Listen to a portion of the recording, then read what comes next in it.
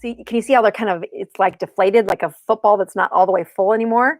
It's also, notice the folds that are in that mitochondria. They're no longer delicate and multiple. You have just a few folds inside this mitochondria. This is a dysfunctional mitochondria. And there are lots of symptoms that when I'm speaking to a patient, or I've known them for years, I can see their mitochondria get worse and worse and worse and worse. But she'd also had prediabetes from all of the weight that she put on from chemo and all the things that came with her 10 years of life. When patients' memory isn't working right, it's their mitochondria that are really in the crux of how do we get them better? How do you help them? Depression, again, another place where doesn't take long. If you Google depression and ketogenic diet, you'll see, wow, I can't believe how many of my patients have gotten off of their antidepressants that they thought they would never get off of. And what am I really saying? I'm saying the mitochondria in their body improved the longer they were in a state of steady ketosis, steady nutritional ketosis. Bipolar disorder is associated with dysfunctional mitochondria. Muscle weakness, again, how strong and how much energy you can transfer into the cell is related to what happens inside that furnace, inside that campfire.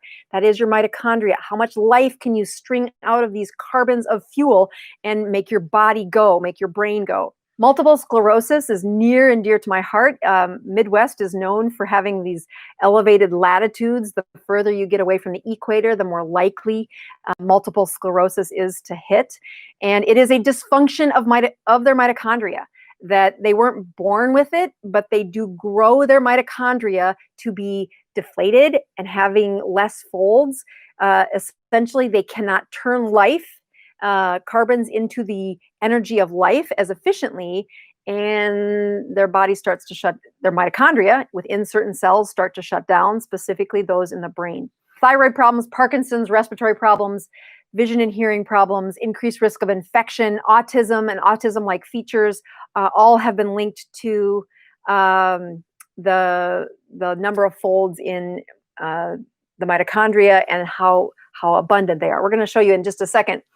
Just making sure I finish reading out that list. Those seizures, strokes, and migraines, and heart, liver, and kidney diseases have all been, their research winds in and out of that mitochondria lab because of the link. When the mitochondria doesn't work right, all of these things, not just worse, there's some evidence to say they are starting, you can't have them when the mitochondria was plump and full of lots of folds.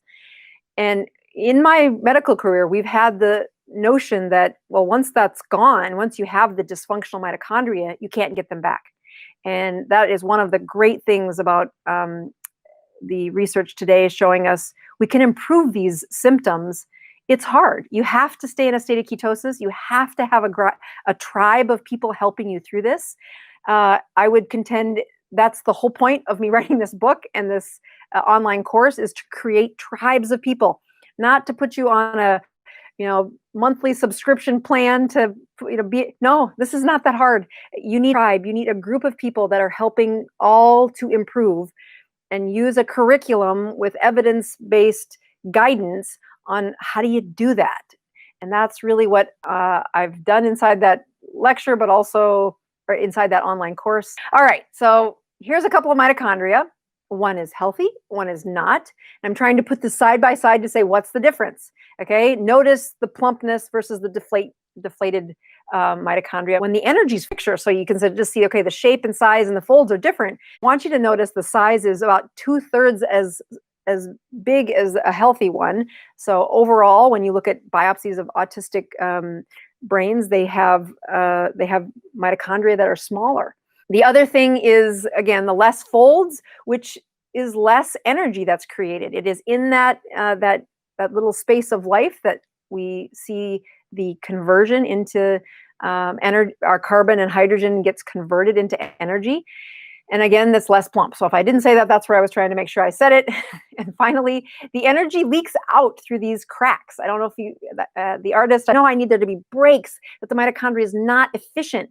And at first he drew it with breaks on the outside of the cell. I mean, no. inside the cell, that internal membrane that's winding around, it's not efficient. It's made of, it's got trans fats in the lipid layer. It's stiff. It's not flexible. It's broken, but it is fixable. All right, then healthy mitochondria can use ketones and glucose as fuel. So here's our dysfunctional mitochondria. Here's a pretty picture of it. We're just going to take that shiny layer off so you can just see inside it a little better. And then we're going to plop that mitochondria. Oh, actually, I'm going to zoom it in just to make sure you see this crack, this broken part is not the outside of the mitochondria. It is this little part that's waving inside the cell. And that's where it wastes your energy. Where does all the energy go? Doc, I'm eating. I've got all this glucose. I've got a high blood glucose. Why don't I feel like I have good energy? And I'm like, it's for this reason. Oops, this reason. Okay, so here's our little mitochondria. We're going to tuck it inside our cell again in the cytoplasm. The central part is that nucleus. And we're going to blow them up so you can see them because they are really tiny. This is a very cyber level of mitochondria there. All right, so now let's zoom in, and here's your mitochondria. Here's the one you can see the cracks on it. All right, so here we go. There's cytosol. Cytosol is the outside of the cell. The mitochondria is the internal part of that cell. Just like they did in healthy mitochondria, they're going to take glucose to pyruvate, and your Krebs cycle is going to try and do exactly what it does. But in this case, as it starts to convert that energy into the substrates that will travel throughout which is the basic fuel of life, and how can we turn it into good energy?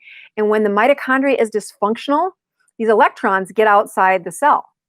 And what is an electron that's outside the cell that's not, or outside the mitochondria that's not being used as energy? That is a free radical. That is that's oxidative stress. So if you go back to that list of problems where I said, look, this happens in cancer, this happens in dementia, depression, bipolar, autism, multiple sclerosis, muscle weakness. You're like, okay, that's a lot of problems that are just, they're all chronic in nature. And I'm trying to improve their mitochondria. So they'll come in and say, well, last time we were at the clinic, I read the notes afterwards and there were antioxidants. So I went out and I bought some fish oil. And I said, okay, how much fish oil are you taking? And they'll say, oh, 3 or 4 pills.